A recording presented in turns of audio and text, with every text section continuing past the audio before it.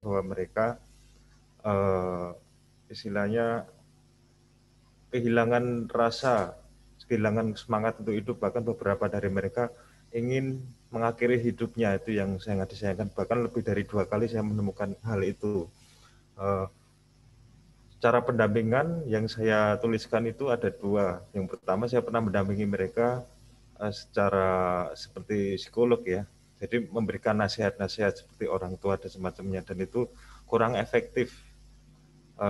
Mengapa kurang efektif? Karena mereka hanya mendengarkan sesaat itu, tetapi ketika menghadapi masalah yang sebenarnya di kenyataan di lapangan, mereka langsung down lagi, karena ternyata solusinya, nasihatnya itu juga tidak sesuai dengan saat itu, berbeda dengan situasi kenyataan lapangan. Cara kedua yang saya lakukan itu ketika setelah menjadi religius, mereka saya ajak untuk ikut bergabung dalam persekutuan perkumpulan anak muda, entah itu Antioch, Choice, itu yang lebih efektif karena ada pertemuan rutin. Sifatnya itu ketika bertemu kami selalu membuka dengan bagaimana perasaanmu, entah itu benci atau sayang atau kecewa, itu yang memberikan keleluasan mereka untuk berbagi cerita, untuk mengawali.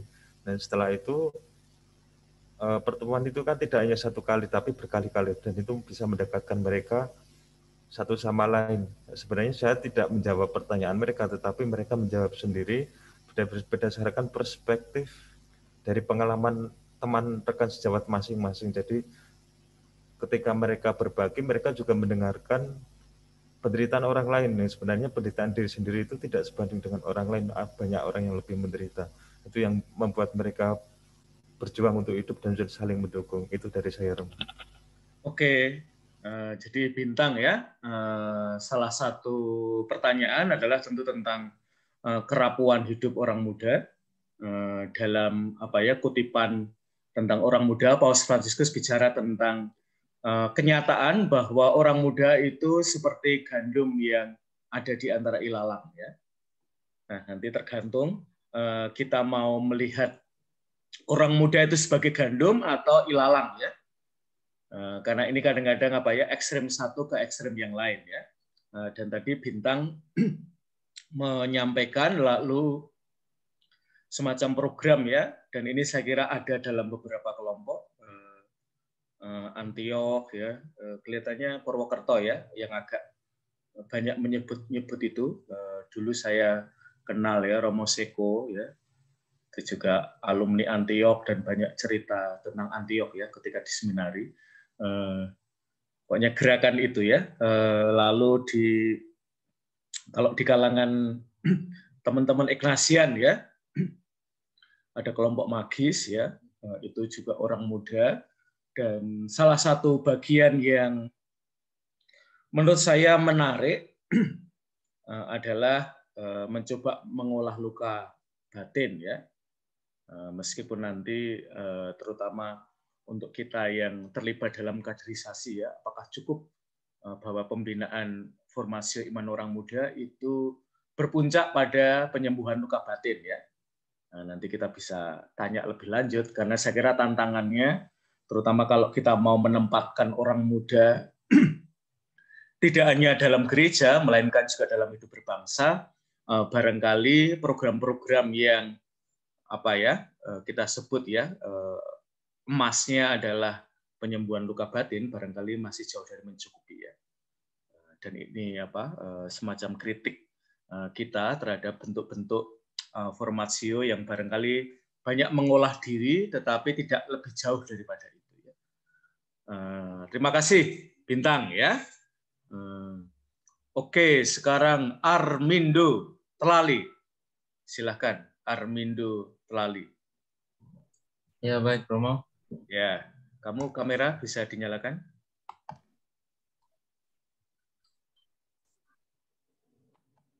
Kamera saya agak error Romo. Oke, silakan. Saya melihat pertanyaan ini saya ambil dari pengalaman di paroki saya secara khusus. Itu saya lihat di mana orang-orang muda itu untuk berkreasinya itu dalam hal terlibat dalam gereja itu kurang bebas. saya lihat mereka masih ada rasa canggung untuk mengekspresikan apa yang mereka punya. Misalnya mereka memiliki bakat dalam hal apa saja, misalnya sederhana kita bisa lihat dalam hal misalnya ketika ada kegiatan di gereja, mereka punya bakat dalam hal mendekor gereja ataupun hal lainnya, tetapi mereka tidak bisa berekspresi dengan bebas karena ketika mereka mau melakukan hal ini, mereka masih berpikir bahwa oh nanti ketika buat hal seperti ini, nanti pasti ada entah itu pastor paroki atau orang-orang tua yang mungkin melihat bahwa hal seperti itu tidak cocok dengan pemikiran mereka. Artinya ketika mereka mau berekspresi, ada hal yang membuat mereka canggung. Mungkin juga hal ini bertolak dari ketika sejak kecil mereka sudah ditekan, atau hal itu yang saya pikirkan. Dan jadi ketika mereka seperti yang sudah saya bilang tadi, ketika mereka mau berekspresi entah itu dalam hal kegiatan yang berhubungan dengan hal-hal liturgis atau kegiatan lain di paroki, itu ada sesuatu yang membuat mereka kurang bebas. Jadi karena hal itu mereka kemudian mencari kebebasan di luar. Dan dari situ saya melihat bahwa orang-orang muda yang mencari kebebasan di luar gereja, dalam artian bukan keluar dari gereja, tetapi mencari kebebasan di dalam pergaulan, bukan dalam lingkungan gereja tetapi di luar gereja, itu karena mereka merasa bahwa ketika berekspresi di dalam gereja itu mereka tidak merasa bebas. Artinya ada tekanan dari luar, baik itu dari orang-orang tua dan juga dari pastor paroki itu sendiri. Itu yang saya lihat, Romo. Itu maksudnya pertanyaan dari orang-orang muda yang itu, kira-kira bagaimana mereka mau berekspresi secara bebas. Dan saya melihat, saya lupa dokumen yang saya masukkan dalam itu jawaban saya itu, di situ ditulis bahwa bagaimana menjadi teman untuk kaum muda. Di situ juga ada menjadi teman dari kaum muda itu menerima apa yang menjadi talenta dari mereka dan juga menjadi teman yang baik, bukan soal menerima secara utuh apa yang mereka ekspresian atau menolak, tetapi meluruskan apa yang mereka punya. Itu, Romo. Terima kasih. Oke, terima kasih ya. Jadi gambaran formator, terutama orang muda ya, itu mengalami pergeseran, dan nanti silakan kalian tanya ya teman-teman di Kota Baru, pergeseran itu ada di mana. Secara sederhana ya, selama ini pendampingan yang berlangsung dalam gereja itu kurang lebih adalah pendampingan yang hampir sebaya, atau bahkan agak tidak sebaya ya, kalau kita membayangkan bahwa antara usia formator dengan formandi, orang muda Katolik itu seringkali berjarak terlalu jauh ya, beda generasi dan bahkan mungkin beda beberapa generasi ya. Maka Kristus Vivit, lalu orang muda iman dan penegasan panggilan itu mengusulkan sebuah pendampingan baru, yaitu pendampingan yang sebaya. Istilahnya katekese sebaya ya. Meskipun sekarang ini ada masa transisi ya, dari katekese yang kurang sebaya menjadi katekese yang lebih sebaya ya. Ada beberapa skripsi termasuk suster ya, yang saya dampingi tahun lalu, Suster HK, tentang katekese sebaya ini ya. Jadi ini adalah model pendampingan baru ya untuk orang muda, terutama generasi Z dan generasi Alpha. Oke, kita akan mendengarkan satu lagi, OCD. Ya, mumpung sudah ada di depan kamera ya. Silahkan. Pertanyaannya apa? Lalu eksplorasi jawaban kalian apa?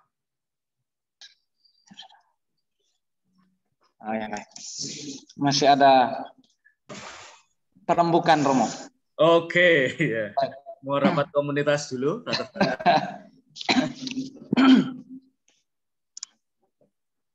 Nah, terima kasih Romo untuk kesempatan baiknya. Saya sudah unmute ya. Bisa terdengar, Romo? Unmute, ya. Sudah. Baik. Refleksi saya mengenai tugas yang Romo berikan ini untuk UTS berkaitan dengan pertanyaan apakah hidup saya ini bernilai atau tidak. Mungkin pertanyaan ini agak kurang mewakili seluruh kaum muda dalam arti karena saya sungguh paham ini mungkin pertanyaan yang sering ditanyakan oleh orang muda yang agak serius untuk melihat diri dan masa depannya.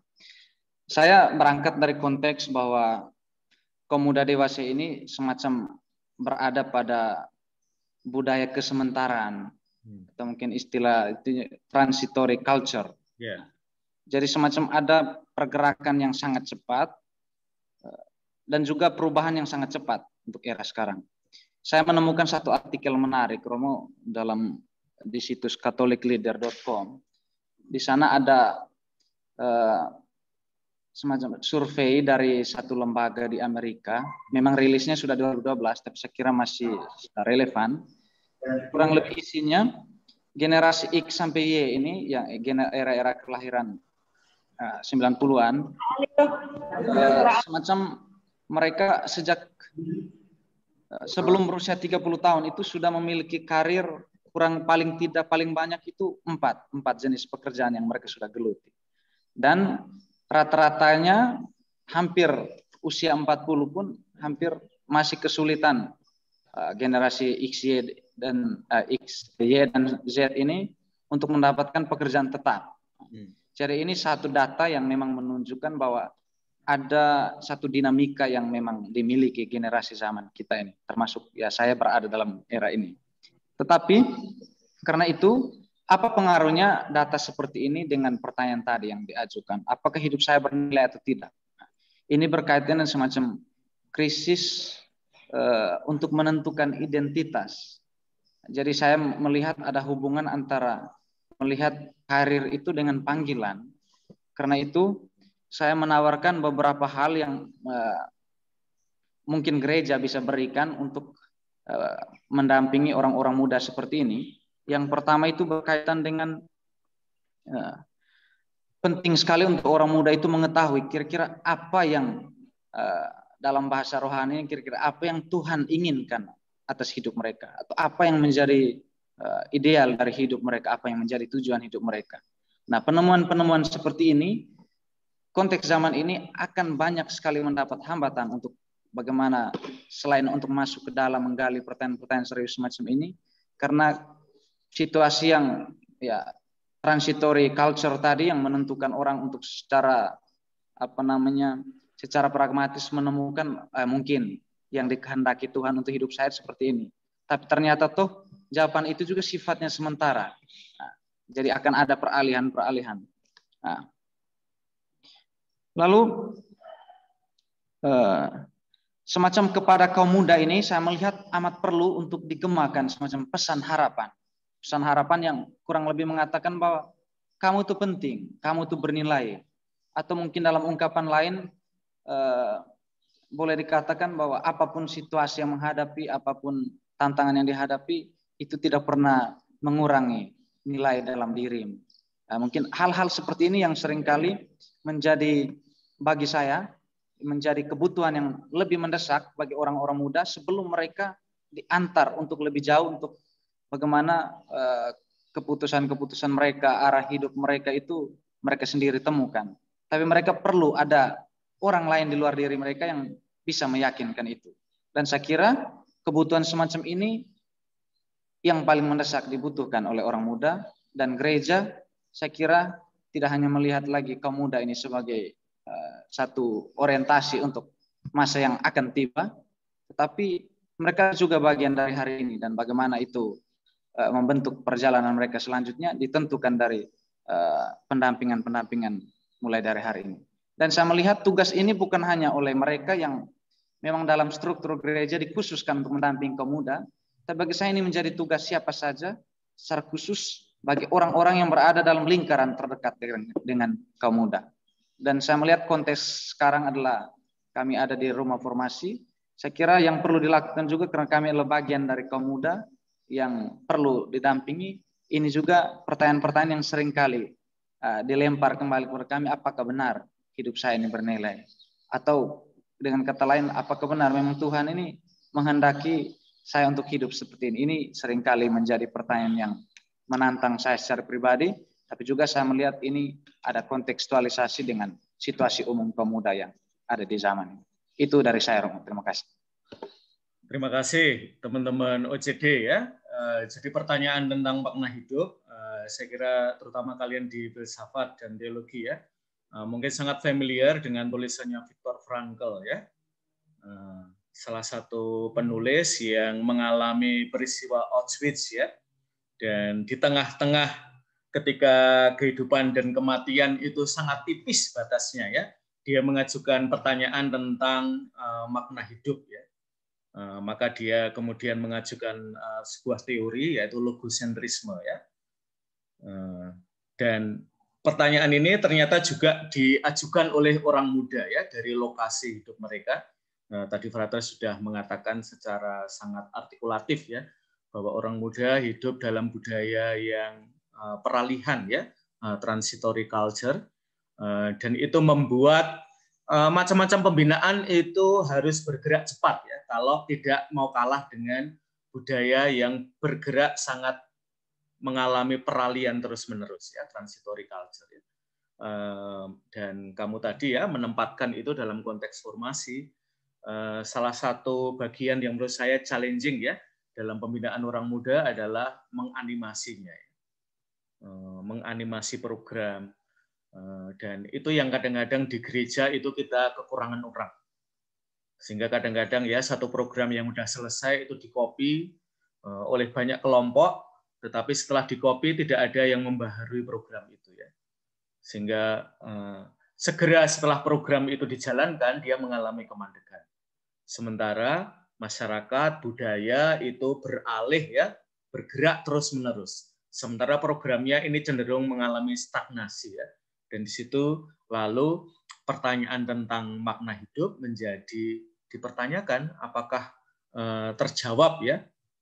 Bahkan dicoba dijawab pun kadang-kadang belum terjadi ya.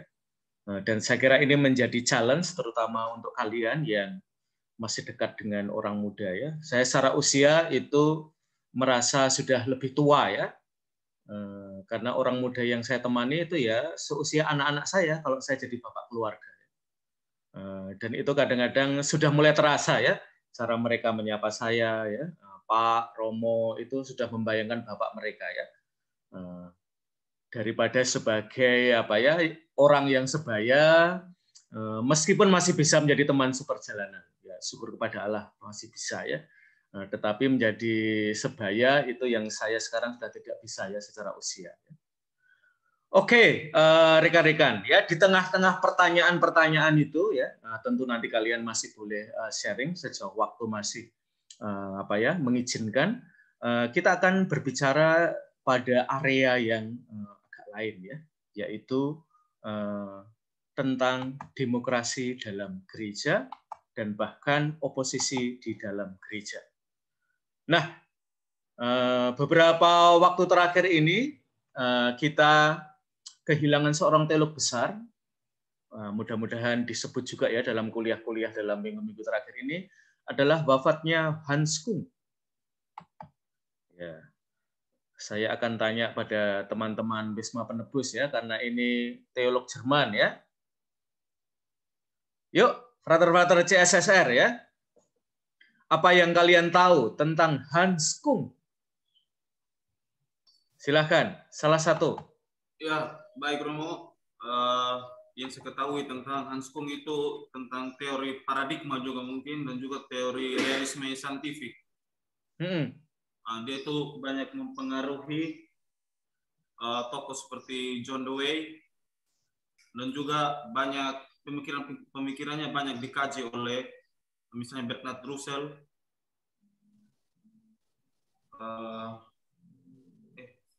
Ya intinya itu. dia Hans Kung sangat terkenal dengan pemikiran tentang paradigma dan juga realisme saintifiknya.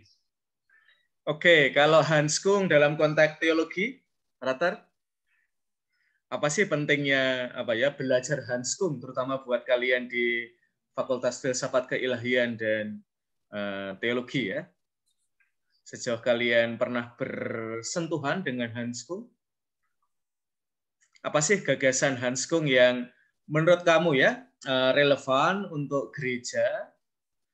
Mungkin beberapa karya dia yang mengundang perdebatan ya di dalam gereja. Nah, buat saya Hans Kung adalah salah satu tokoh yang mendemokratiskan gereja. Yuk, yang lain tentu boleh membantu ya. Semoga ada penebusan di Wisma Sang Penebus ya pagi hari ini.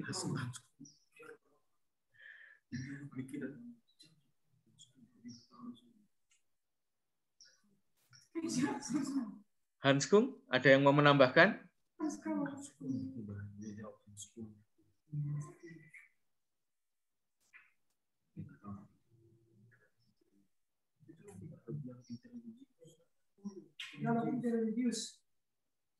Dalam ranah teologi, agama.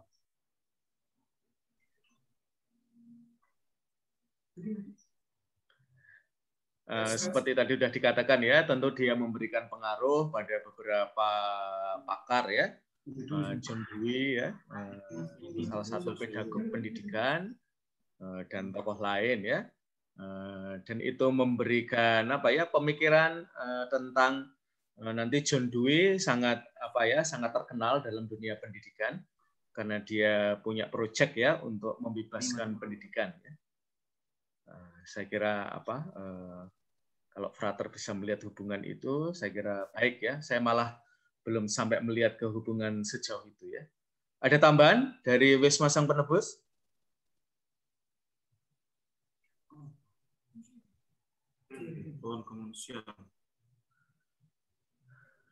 Oke, kalau belum ada tambahan, oh ya silakan. Dari Paul Romo. Silakan. Ya. Silakan. Ya.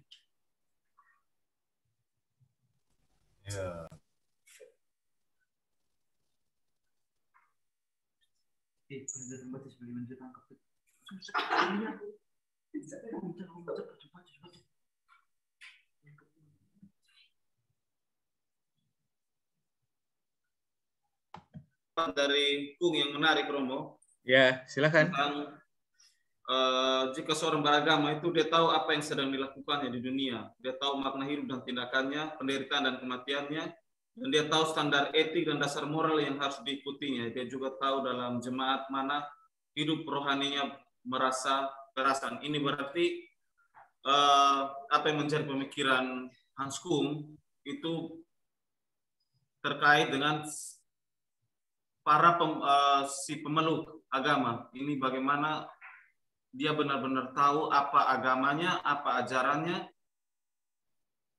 dan bukan saja terjebak pada ideologi agama yang sempit, tetapi bagaimana mencoba melihat sisi kemanusiaan dari agama itu.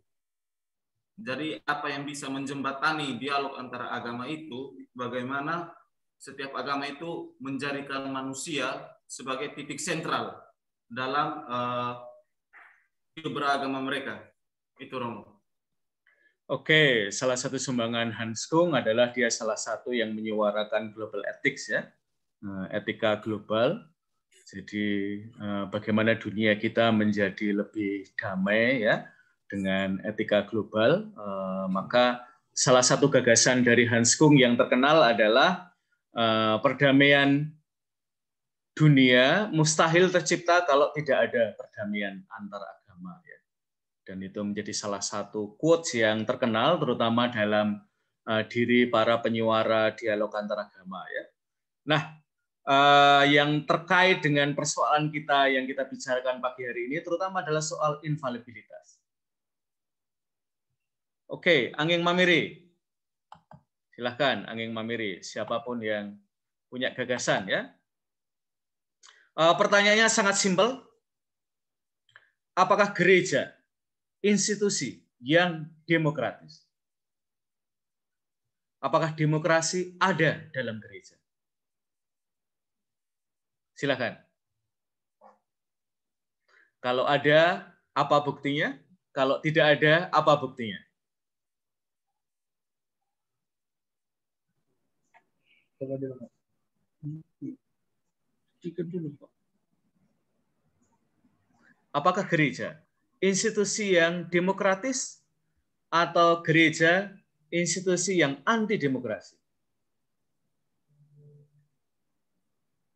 Saya coba jawab, Romo. Ya, silakan. Ya. Kalau dibilang demokrasi ya mungkin demokrasinya agak mirip-mirip dengan yang kita terapkan di Indonesia seperti itu. Ada demokrasi perwakilan. Jadi yang jadi pengambil keputusan kan tidak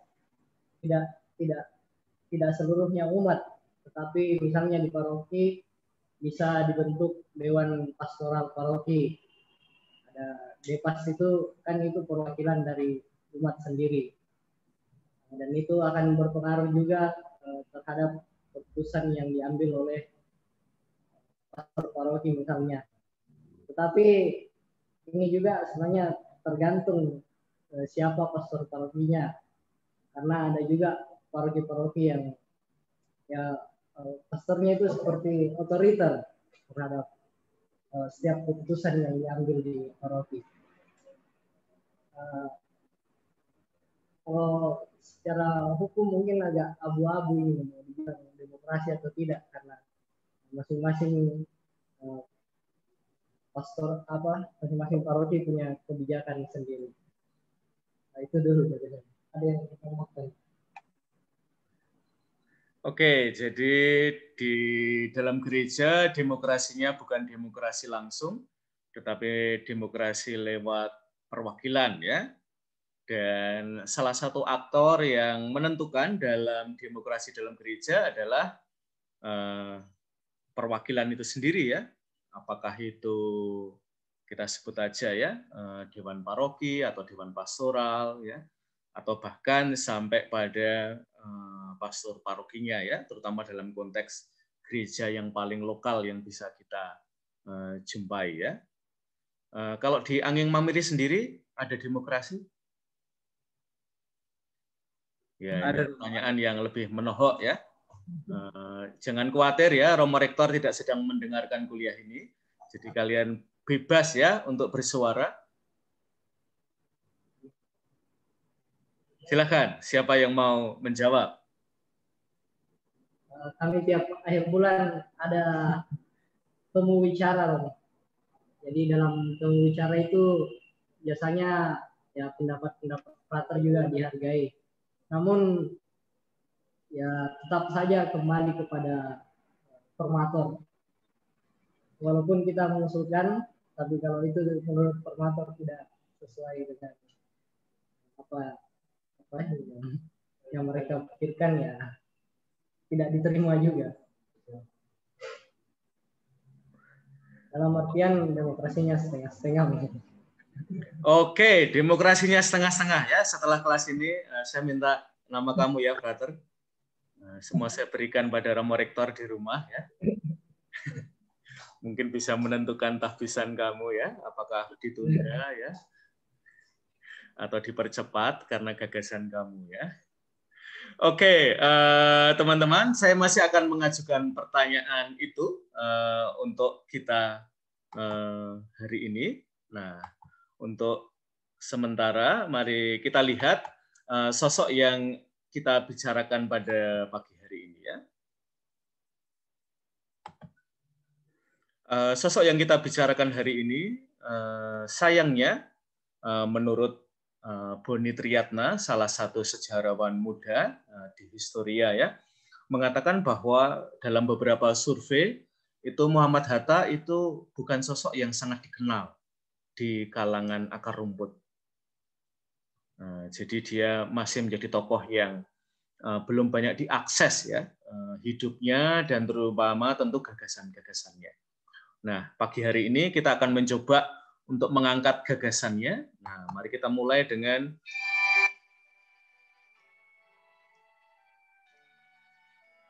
salah satu kesan dari sisi seni ya tentang Bung Hatta. Tuhan, terlalu cepat semua. Kau panggil satu-satunya yang tersisa, proklamator tercinta. Jujur, lugu dan bijaksana, mengerti apa yang terlintas dalam jiwa rakyat Indonesia. Hujan air mata dari pelosok negeri saat melepas engkau pergi. Berjuta kepala tertunduk haru, terlintas nama seorang sahabat yang tak lepas dari namamu.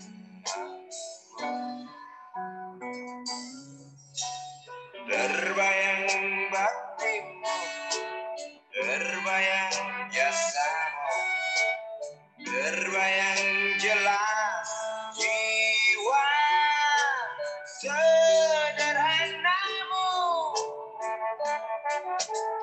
berlisan bangga, berkafan doa dari kami yang merindukan orang seperti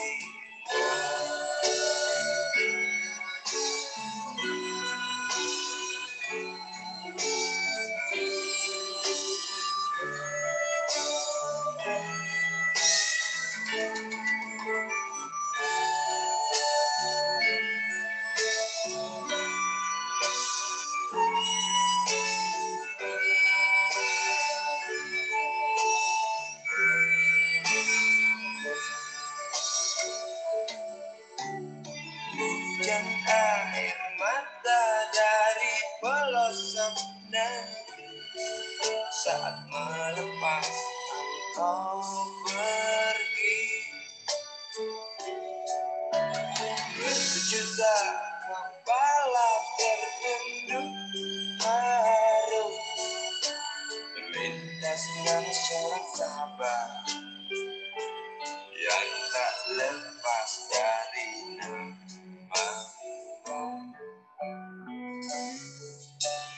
Terbayang baktimu, terbayang jasamu, terbayang jelas jiwa sederhanamu, berlisan bangga, berkafan doa dari kami yang merindukan orang seperti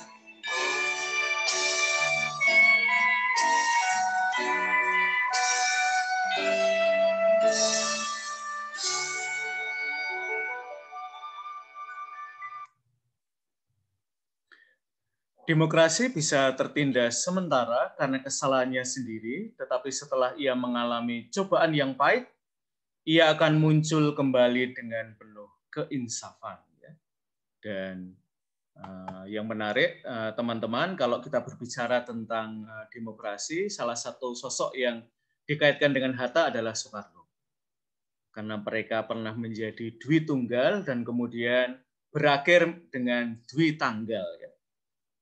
Dan banyak percakapan di sekitar itu bahwa Hatta setelah dia mengundurkan diri dari wakil presiden, dia tetap memberikan masukan yang konstruktif ya kepada Soekarno. Karena dan ini percakapan yang menarik ya antara Hatta dan Soekarno. Soekarno pernah mengatakan Hatta ini seperti seorang textbook ya, textbooker ya. Jadi gagasan-gagasannya itu sangat punya referensi pada pustaka, tetapi kadang-kadang hidupnya itu seperti pustaka ya. Dan itu kalau dalam politik enggak jalan. Sementara Hatta dalam memandang Soekarno, Soekarno itu punya ide-ide besar yang baik, tetapi berakhir dengan yang tidak baik. Nah, maka Hatta dan Soekarno ini menjadi sosok yang menarik ya, terutama dalam percakapan kita tentang demokrasi ya.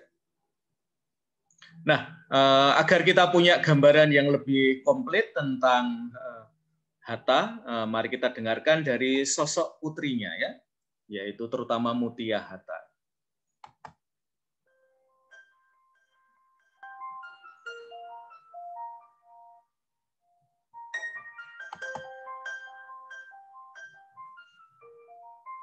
Kita hidup secukupnya saja, tidak harus bermewah-mewah.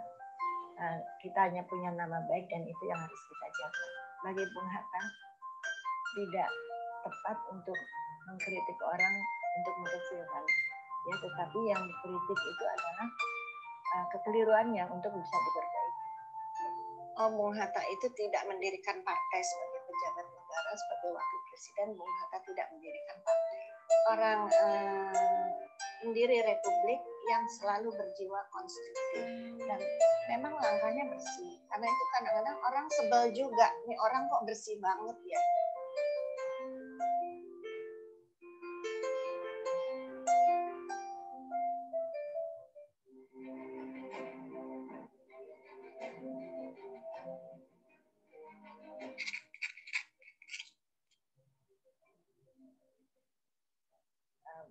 Bung Hatta menanamkan perasaan sayang kepada masyarakat dan tanah air kepada kami dengan cara yang wajar. Artinya sejak kecil kami selalu, terutama saya yang paling tua, paling banyak dibawa ke desa-desa jalan kaki. Gitu. Juga kami lihat bagaimana Bung Hatta menghormati orang miskin dengan tidak menawar, karena orang miskin kok ditawar itu belanja di pasar atau yang di pinggir jalan yang asongan itu. Kami juga terbiasa melihat Bung Hatta itu bicara manis dengan orang-orang. Jadi kalau sekarang berfoto ya, kalau dulu tidak ada foto digital seperti sekarang ya. Bersalaman. Bung Hatta menerima itu semua, cuma tidak mau kalau dicium tangan karena dianggapnya seperti kultus.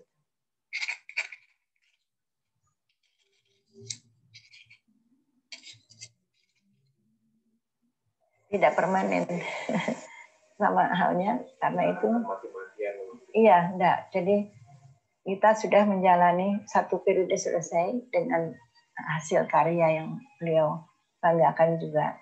Yaitu pertama, waktu memproklamasikan kemerdekaan dan ketika menerima penyerahan kedaulatan dari pemerintah kerajaan Belanda yang waktu itu kan Ratu Juliana sendiri yang menyerahkan kepada Bung Hatta. Itu yang membanggakan beliau. Dan itu pula yang dihormati oleh rakyat Belanda. Jadi nama itu penting, usaha itu penting bagi rakyat. Karena waktu Bung Hatta dibebaskan dari penjara, jadi yang dihargai Belanda juga itu dibebaskan dari tuduhan waktu di penjara di negeri Belanda, beliau mengatakan mensitir René de Clercq, hanya satu tanah air yang disebut tanah airku, dan ia hidup dan besar karena perbuatanku. Seperti itu. Jadi berbuat untuk negara itu yang penting. Nah, seperti itu. Jadi pertanyaan di masa lalu adalah saya bisa membuat apa bagi negara saya. Ya, mulai dari perjuangan kemerdekaan sampai ketika membangun. Tapi itu berbeda kalau sekarang saya bisa dapat apa dari jabatan saya. Nah, seperti itu yang sangat berbeda dan saya kira kita harus meluruskan nilai-nilai yang ada. Korupsi itu bukan saja tindakan yang curang, selfish, egoistis, tapi juga tidak menghargai orang lain yang sesama bangsa dan tidak merasa kasihan. Apalagi kalau dia mengatakan, oh saya agama ini, saya umat yang religius, tapi perilakunya yang mendorong korupsi itu tidak sama kata dan perbuatan. Nah itu seperti itu yang Bung Hatta tidak sukai. Iya, dan pasti hanya orang-orang yang jujur saja yang ingin bisa yang minta nasihat untuk bagaimana bisa lebih baik menolong rakyat. Kalau yang memperdayakan rakyat tidak ada yang datang. Yang pasti sudah lebih dulu disemprot. Tapi kalau Bung Hatta menyemprot tidak maki-maki, tapi menyatakan hal yang memang harus dikatakan ya sebagai peneguran.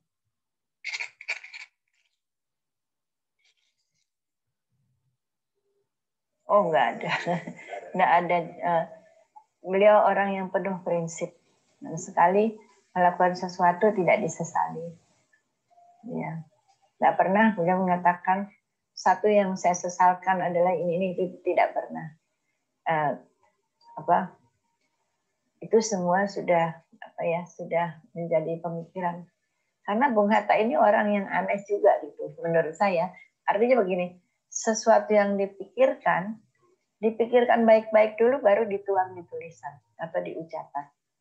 Nah, saya mengedit waktu beliau menulis memoir dengan tulisan tangan, lalu sampai diketikan, saya baca itu tidak ada coretan. Ya, tentu ada coretan, tapi tidak ada coretan yang sampai sehalaman penuh, tapi sedikit-sedikit. Jadi sudah diolah di sini, disetip.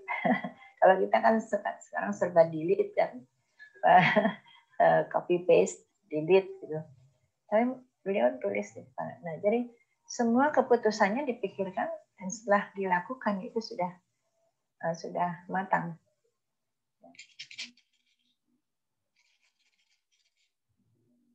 Ya, tentu Bung Hatta mengatakan kepada ibu saya dan juga kepada keluarga yang lain. Tapi ibu saya walaupun umurnya 24 tahun lebih muda dari Bung Hatta, dan waktu itu tentu ibu cantik dan berada di posisi istri dari wakil presiden dan dihormati orang dan dia juga populer. Tentu mungkin kalau zaman sekarang kaget gitu ya. Tapi ibu saya bilang apa yang jadi keputusan Kak Hatta biar saya patuh. Dan Bung Karno juga pernah memberitahu meminta kepada ibu saya supaya membujuk. Dan itu saya mendengar dari ibu saya sendiri dua kali dan saya juga mendengar lewat keluarga lainnya juga. Jadi ibu saya menceritakan juga hal ini.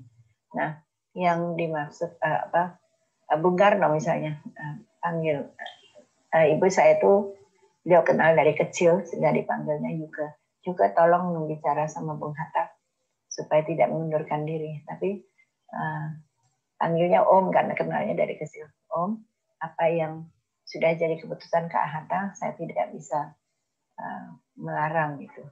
Jadi, nah ini ibu saya hidup dalam prinsip yang sama. Apa yang dianggap terbaik oleh ayah saya, nah itu adalah yang bagi ibu saya juga harus dituruti.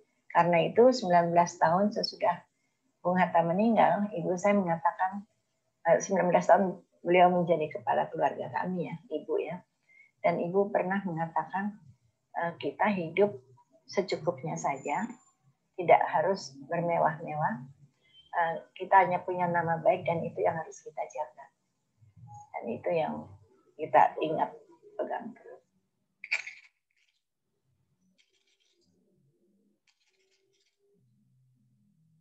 Hubungan dengan Bung Karno tentu protokoler, tapi di mana Bung Hatta merasa memberitahu kepada Bung Karno, beliau melakukannya lewat surat. Sehingga dengan surat ini hubungan itu saling hormat menghormati terjaga. Karena itu hanya untuk Bung Karno. Ya, orang lain tidak tahu. Jadi bukan media digunakan untuk menyampaikan, ya bukan. Tapi ya kalau media digunakan untuk maki-maki seperti sekarang, ya itu kan tidak bagus. Tapi beliau memberikan surat langsung kepada yang bersangkutan. Iya, atau misalnya mengkritik secara umum mengenai demokrasi misalnya, karena bagaimana demokrasi seharusnya berjalan dan bagaimana dilakukan, itu Bung Hatta bisa mengatakan tindakan mana dari presiden yang tidak sesuai.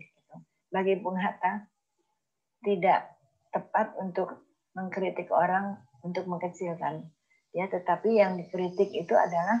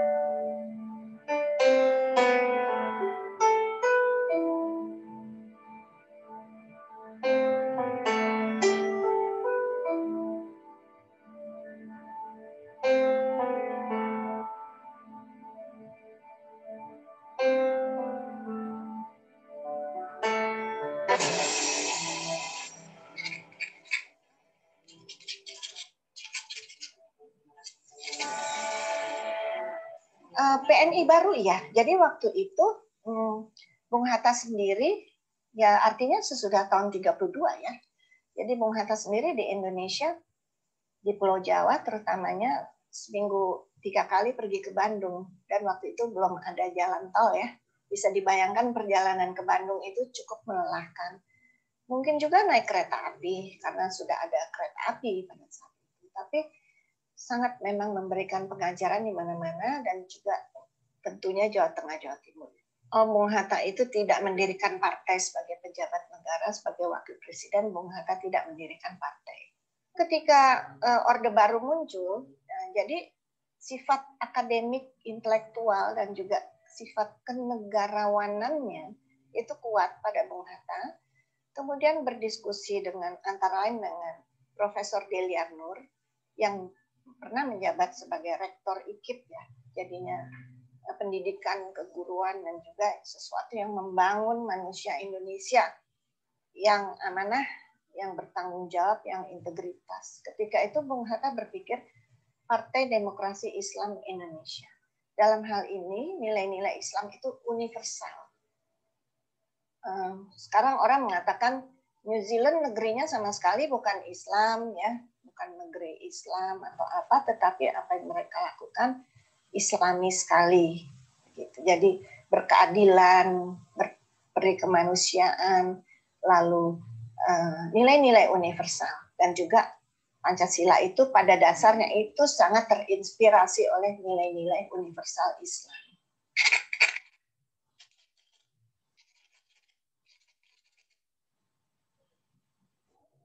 Orang datang cerita ini itu didengar, diterima dengan baik, didengar karena apa, kenalan kan mereka. Tapi tidak bilang, oh ya saya sama nih kayak kamu begini-gini. Tidak. Sangat terkontrol. Oh tidak, Bung Hatta tidak pernah ikut petisi 50. Tidak pernah. Ya. Bung Hatta adalah seorang negarawan, seorang pendiri republik yang selalu berjiwa konstruktif. Dan memang langkahnya bersih. Karena itu kadang-kadang orang sebel juga, nih orang kok bersih banget ya, gitu. Ada pihak-pihak yang ingin obrak-abrik gitu, kalau bisa dicari deh kesalahannya atau apa. Saya ceritakan, ada sama-sama perintis kemerdekaan, sama-sama mengupayakan supaya Indonesia merdeka, tapi setelah 1 tahun, 2 tahun Indonesia mereka dia bikin gonjang-ganjing di dalam negeri, mengganggu kepada pemerintahan yang masih berusia muda. Itu bukan semangat Bung Hatta seperti itu. Jadi Bung Hatta itu selalu menghormati apa yang sudah terjadi dengan inilah pemimpin nasional yang kepala pemerintahan ini yang memang harus dihormati. Kita lewatilah waktu itu, suka tidak suka. Karena Bung Hatta sendiri untuk meraih kemerdekaan dengan upaya dan karyanya, itu juga menunggu berapa puluh tahun. Di dalam politik itu, kurun waktu 25 tahun itu sepertinya gitu, seperti sebentar. Tapi kalau kita setiap hari, lama. Tapi Bung Hatta tidak memikirkan itu sebagai, aduh, kapan ya, tidak. Bergerak terus, berpikir terus, mengolah terus, sampai tujuannya tercapai. Memberikan konsultasi, diminta atau tidak diminta, tapi kalau hati nuraninya terusik, maka ada caranya Bung Hatta menulis surat kepada Presiden. Tentu kepada Presiden Soeharto juga pernah menulis surat. Bahwa ketika mungkin itu tidak ditanggapi, ya yang penting tanggung jawabnya sudah diberikan kepada beliau. Sudah beban moralnya sudah beliau. Jadi tidak menipu diri sendiri, tulis langsung ke kepala pemerintah.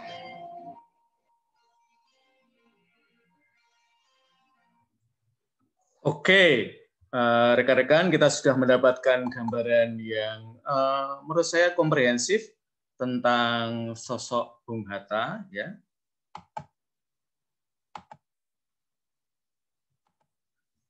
Oke, sekarang saya ingin meminta pendapat kalian, ya.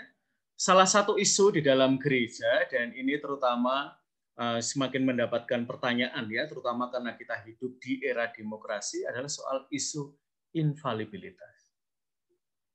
Hans Kung sebagai salah satu teolog yang baru saja wafat, ya, juga mengajukan pertanyaan itu, ya, kepada Paus dan para penggantinya.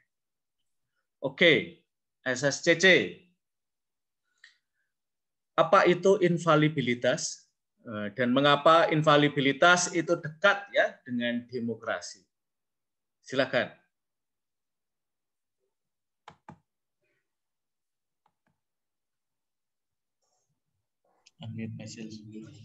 Ya, apa itu infalibilitas? Dan mengapa isu infalibilitas itu menjadi penting untuk kita ajukan, ya? Kurang-kurangnya kita diskusikan, terutama ketika masyarakat kita bergerak menjadi semakin demokratis. Kalau dari sisi mereka yang menyuarakan demokrasi, apa catatan, ya, sebenarnya kalau kita tidak mau mengatakan kritik terhadap infalibilitas? Silakan para sahabat SSCC.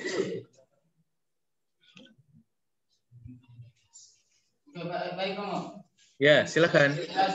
Itu artinya Paulus tidak dapat sesat.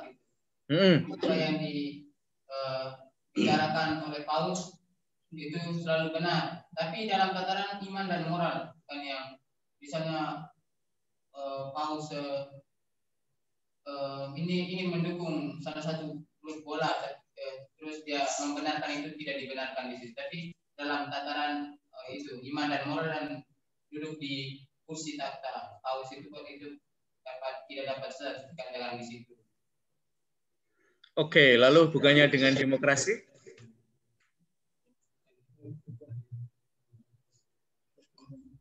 Ya, mungkin jagoannya Paus terus kalah, ya, kaitan dengan demokrasi kita. Silakan.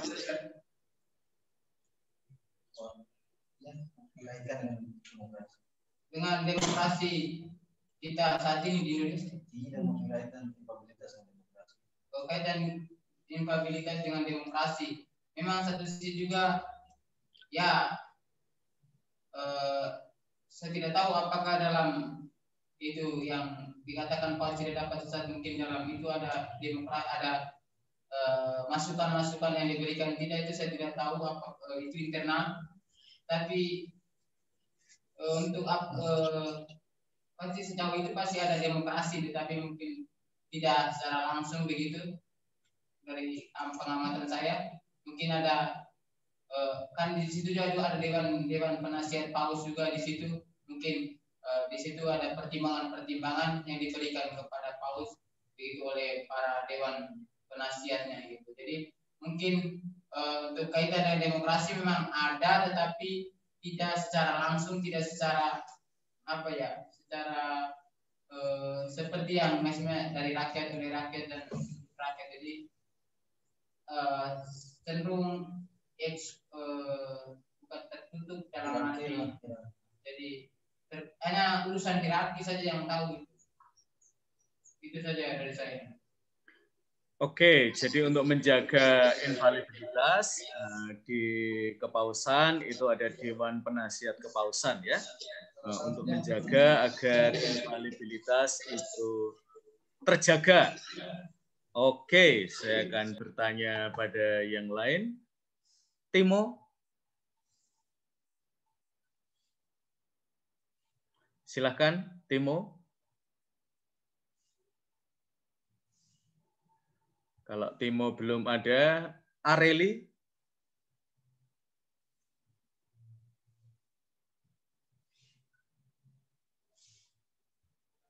Kalau Areli juga belum ada, Yohanes Baptista.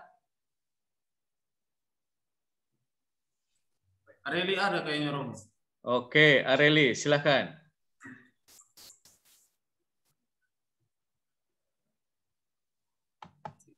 Areli. Oke, karena belum ada juga, William. Oke, Romo. Terima kasih. Mohon maaf, saya tidak nyalakan kamera karena kami berbagi kuota di kos-kosan. Oke, ya. Invaliditas sejauh saya memahami sudah tepat dan lurus seperti yang dijelaskan oleh Frater Kayus tadi, soal bagaimana Paus punya hak mutlak soal iman dan moral. Tapi kebenaran iman dan moral. Tapi saya mau mengkaitkan soal demokrasi Bung Hatta dan demokrasi dalam gereja dalam kaitan seperti ini.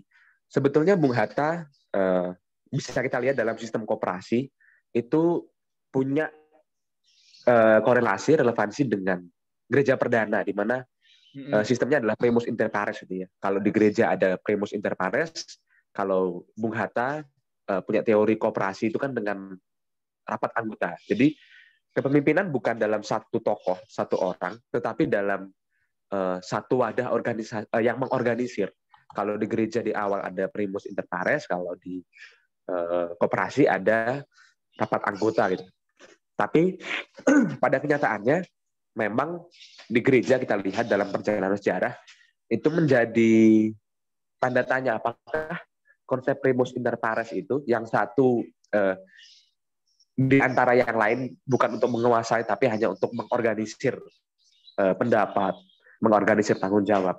Itu masih bisa kita katakan ada gitu, karena dalam perjalanan sejarah Paus kan pada akhirnya menjadi otoritas tertinggi.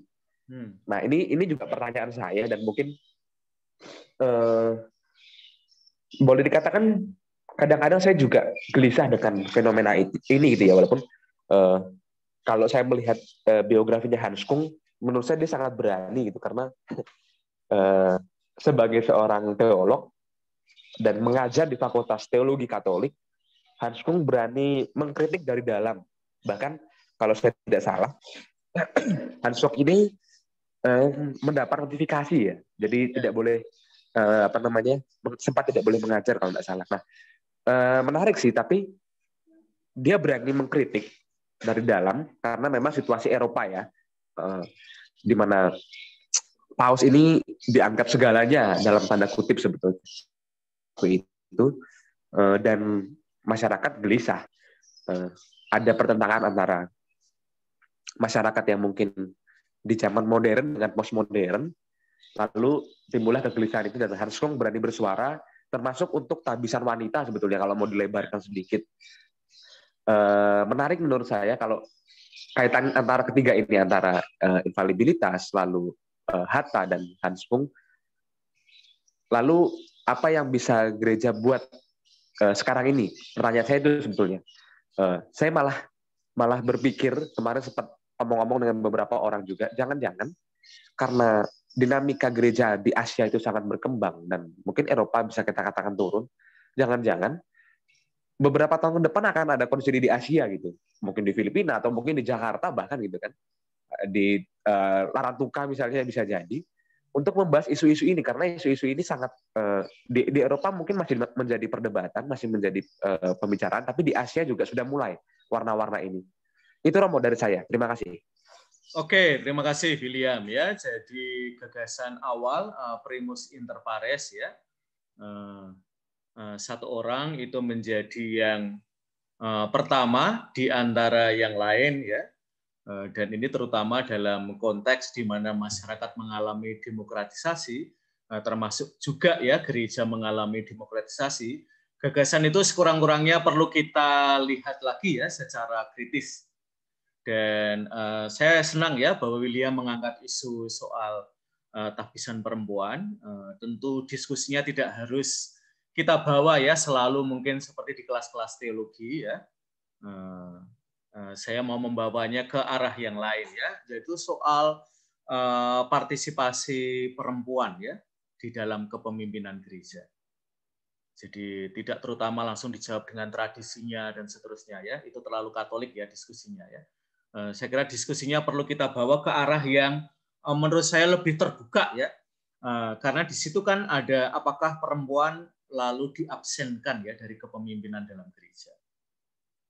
Dan menariknya Paus Fransiskus sekarang ini di dalam kita sebut aja ya Dewan Penasehat itu menyertakan perempuan pada posisi-posisi yang sangat kunci, lebih daripada posisi-posisi sebelumnya ya yang sudah dipegang oleh para perempuan.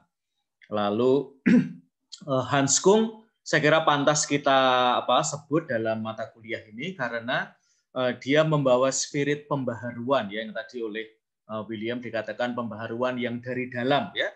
Kalau dalam gereja salah satu contohnya yang melakukan pembaharuan dari dalam itu ya Fransiskus Assisi tentu, dan jangan kita lupakan Ignatius Loyola ya pendiri Serikat Yesus dalam konfrontasi dengan gerakan Protestantisme ya, bahwa dia tetap di dalam gereja dan tidak keluar dari gereja.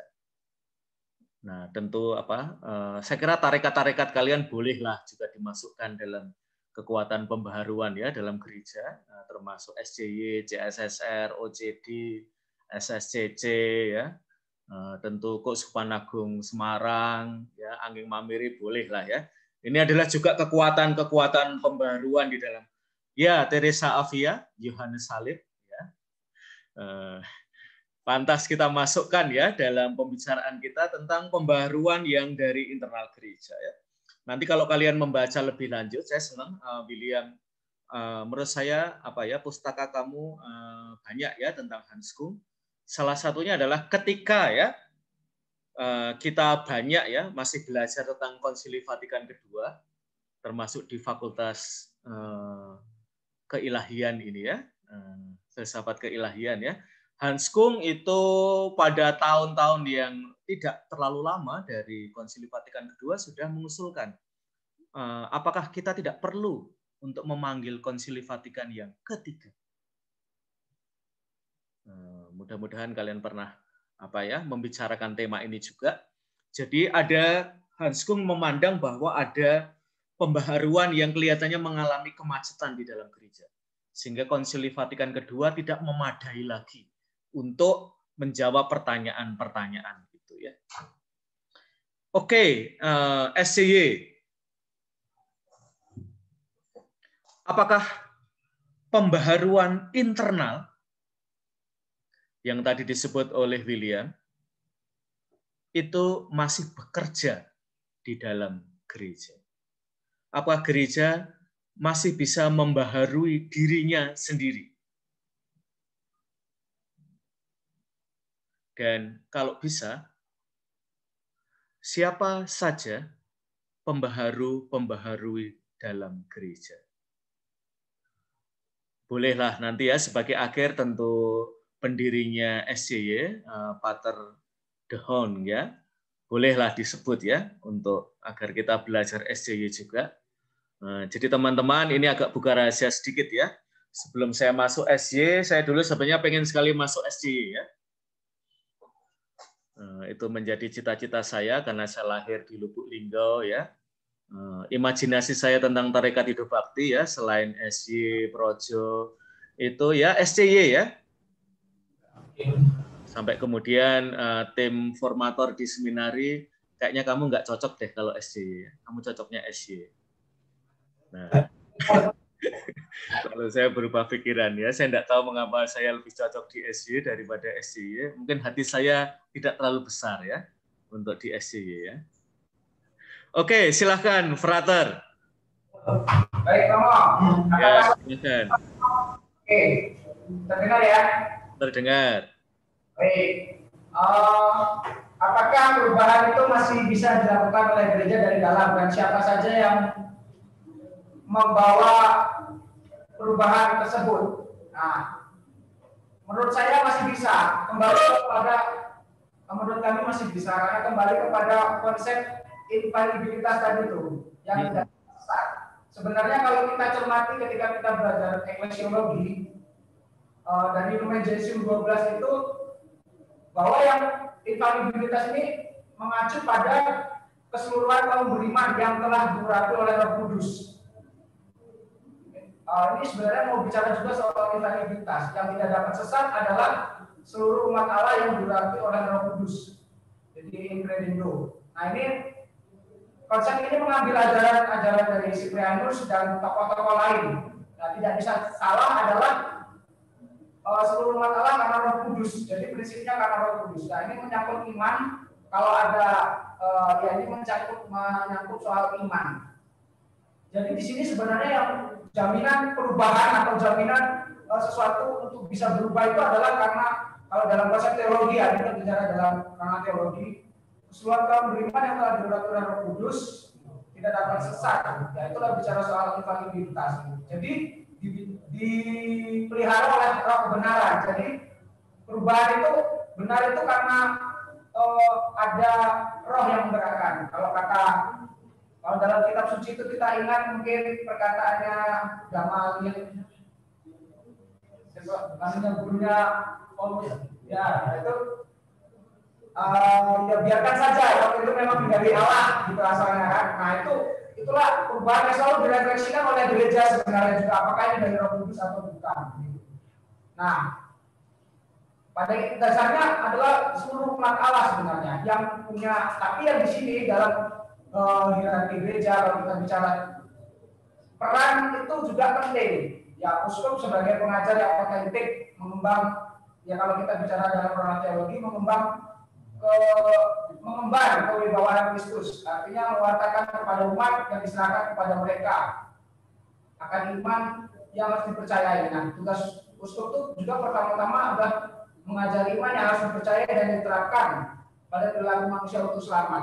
Nah, ini yang kemudian juga barangkali ditentang oleh Hans Kung gitu ya, dari segi perubahan dari dalam, bagaimana peran itu terlihat hanya dalam satu struktur yang dari atas. Tetapi sebenarnya pertanyaan kita adalah siapa saja yang bisa memiliki infalibilitas ini, atau siapa saja yang punya peran di sini. Nah,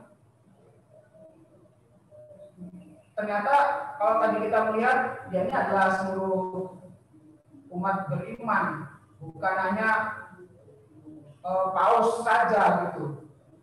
Nah, kalau kita bertolak dari sini, maka sebenarnya kita juga dapatnya dari sejarahnya, konteks sejarah gereja kita, di mana proses demokrasi itu terjadi justru juga ada karena perubahan-perubahan dari dalam. Tidak dapat sesat dalam hal ini tidak sama dengan sempurna. Konsili-konsili kita lihat saling melengkapi, dari konsili Yerusalem sampai konsili yang hasil dan sampai konsili Vatikan kedua seluruhnya saling melengkapi. Maka pertanyaan Hans Küng itu apakah perlu mengadakan konsili lagi itu sangat relevan sebenarnya, karena justru di dalam konsili-konsili itu pemikiran gereja yang akan karya Roh Kudus itu juga semakin berkembang. Dari para uskup hingga para awam beriman yang terkecil pun, jadi dikumpulkan gitu. Mas Justru ada tingkatan dari rendah ke tinggi. Kita lihat itu dalam gereja. Jadi konteks demokrasinya sebenarnya di situ kalau menurut kami. Dan berikutnya akan ditambahkan mungkin dari Ihonia tentang bagaimana perubahan itu terjadi. Dr. Anes. Baik, itu saja. Pak Dewan diinspirasi oleh Rasul Paru.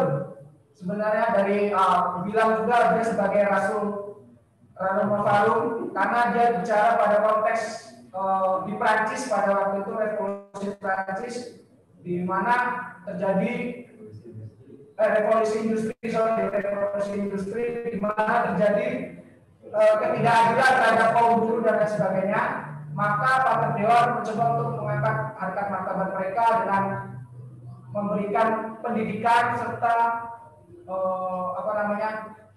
mempertemukan antara kaum borjuis dengan para buruh dan mengadakan konferensi-konferensi baik di tingkat nasional maupun internasional terkait dengan keadilan terhadap kaum buruh perjuangannya. Begitu Romo, terima kasih.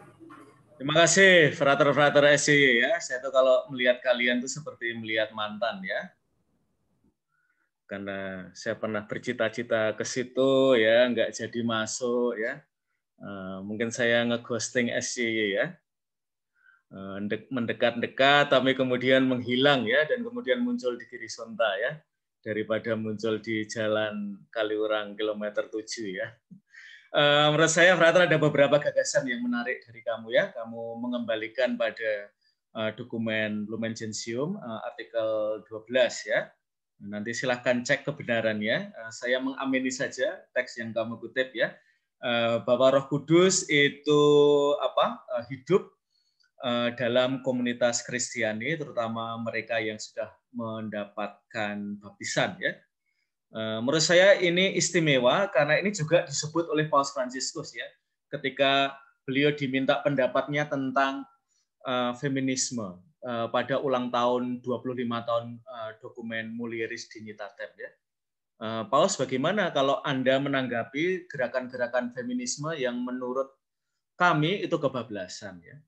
Dan Paus Fransiskus mengatakan meskipun mungkin dari pandangan kita itu mengalami kebablasan atau terlalu jauh, tapi kita harus ingat bahwa mereka itu diinspirasi oleh Roh Kudus. Nah, saya kira kalau itu hidup di dalam diri kita, saya kira pembaharuan internal itu masih bisa kita rawat ya. Dan siapa saja para pembaru gereja ya, selain tentu Pater De Hong ya, yang sangat dihormati di antara teman-teman SCY ya. Tentu para perempuan, orang muda, dan mungkin sekarang ya dalam kasus di mana gereja mulai mengurus persoalannya dengan kekerasan seksual, saya kira juga anak-anak ya. Perlu kita perhatikan bahwa mereka adalah pribadi-pribadi yang terinspirasi oleh Roh Kudus ya. Nah, pertanyaan terakhir sebelum kita mengakhiri kelas ini adalah apakah mungkin gereja memperbarui dirinya melalui orang-orang yang berada di luar lingkaran gereja.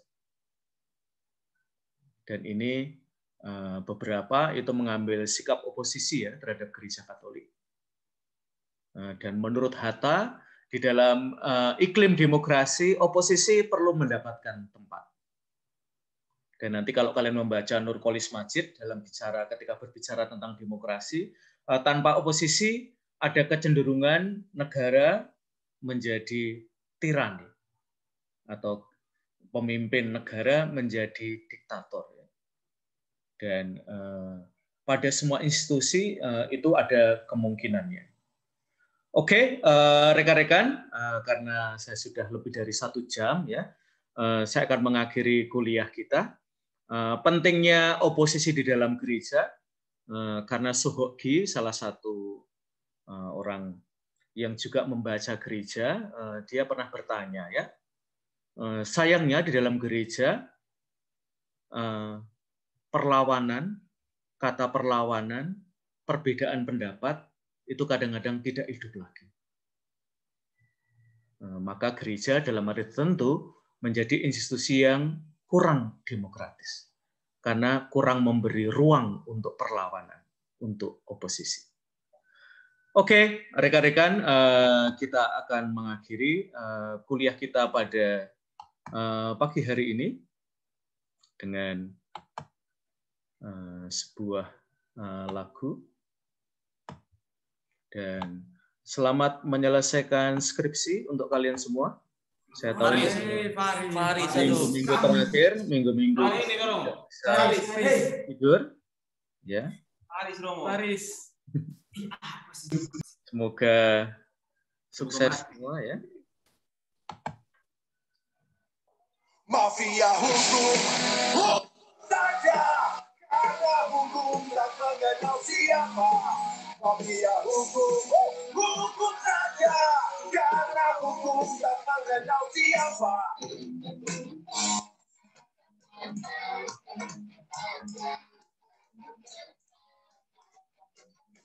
Korupsi, korupsi, kata ini lagi selalu menggantui negeri yang frustasi. Korupsi, korupsi, semakin menjadi apapun terjadi di atas transaksi. Tetangga bercinta, dihukum penjara. Korupsi bercinta, masih berkuasa. Prinsip imparsial tak berlaku lagi. Siapa punya modal, takkan masuk duit. Mafia hukum saja, karena hukum tak mengenal siapa. Mafia hukum saja, karena hukum tak mengenal siapa. Mafia hukum saja, karena hukum tak mengenal siapa. Mafia hukum saja, karena hukum tak mengenal siapa.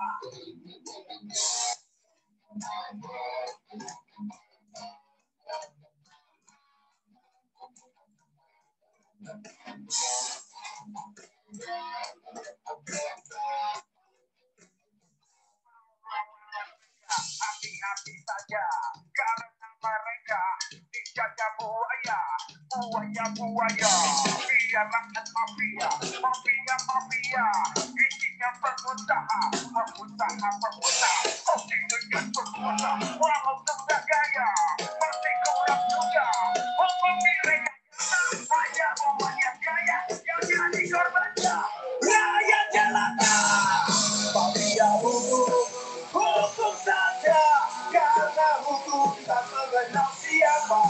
Mafia hukum saja, karena hukum tak mengenal siapa. Mafia hukum saja, karena hukum tak mengenal siapa. Mafia hukum saja, karena hukum tak mengenal siapa.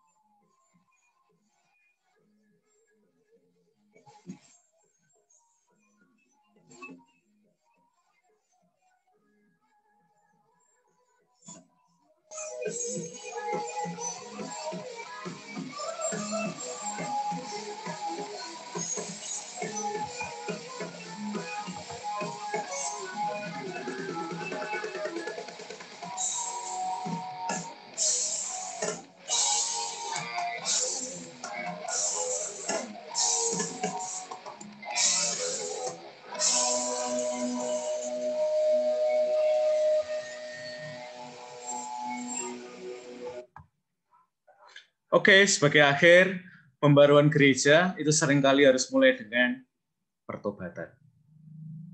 Maka kekuatan pembaruan dalam gereja harus disertai dengan pertobatan. Tanpa pertobatan, seringkali kita jatuh pada kedosaan yang itu lagi dalam gereja.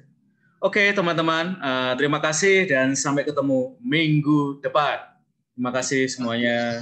Terima kasih Romo. Ya, sama-sama. Terima kasih Romo. Yuk, mari. Selamat mengerjakan skripsi.